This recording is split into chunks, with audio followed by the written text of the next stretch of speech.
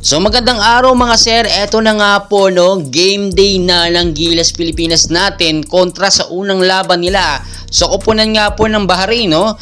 At makikita po ninyo medyo lamang tayo dito pagdating sa height, hindi ganun katatangkad no ang mga player na iniline up po ng Bahrain ngayong Asian Games. Kung makikita po ninyo no, ay talagang ito lang yung ating dapat bantayan dito. Yung dating ex-PBA import na si Wayne Chisem, which is kung titignan po natin ang height niya no ay nag-a-average lamang ng 6'9". Samantalang meron tayong Brawley na nag-a-average po ng 6'8 no, at Junmar Fajardo with 6'11, Japet Aguilar 6'9 naman. So kung makikita nyo, matindi at malakas ang ating depensa ngayon dahil sa matatangkad nga na player natin na naka-line up ni Coach Tim Con.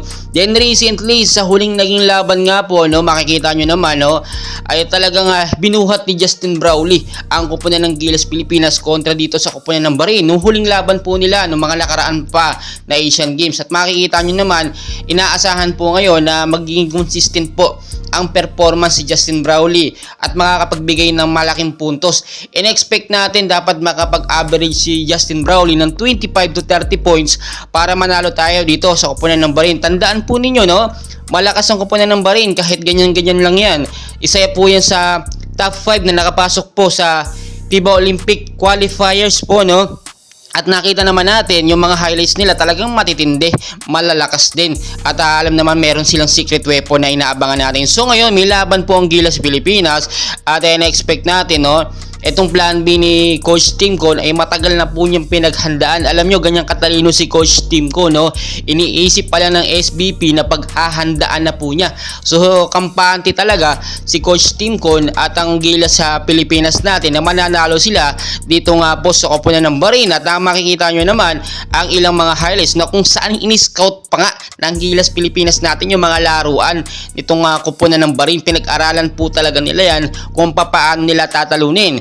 So sa ilang mga highlights makikita natin no, na talagang dapat maging ganito yung kakonsistent ang laruan ni Justin Brawley para makuha yung momentum at yung chemistry sa loob. Tandaan po ninyo, yung ipinalit po na 4 na player doon nga sa 4 na ni-denied ay hindi pa ganun kakapa o kakampante sa mga Gilas player natin, veteran Gilas player natin tulad ni Japet Aguilar, Scotty, ito si Junmar at si Justin Brawley. So yung 4 po na yon na bagong naipasok lamang nito sa plan B ni Coach Tim Con ay inaasahan po natin magbibigay ng malaking impact dito nga po sa magiging laban nila kontra sa koponan ng Bahrain no. At ito nga po no, magbigay tayo ng suporta dahil unang laban nito ng Gilas Pilipinas ngayong Asian Games na ginaganap nga po sa China no, Hangzhou, China.